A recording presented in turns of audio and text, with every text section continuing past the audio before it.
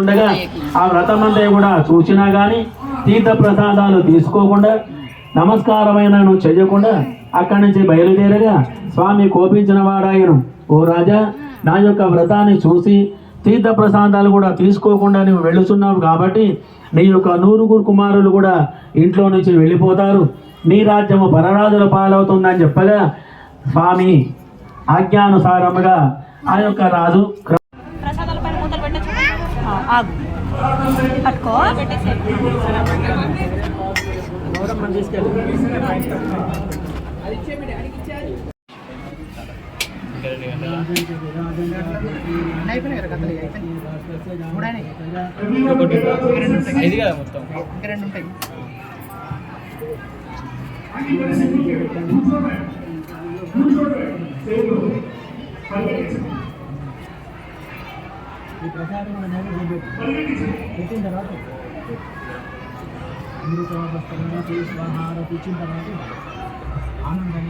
దీపాం దర్శయామి.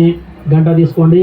హిరణ్యపాత్రం భదో పూర్ణం దదాతి మధవ్యో సానేతి ఏకదా బ్రహ్మణ ఉపహరతి ఏకదైవ యజమానః ఆయుస్తేజో దదాతి.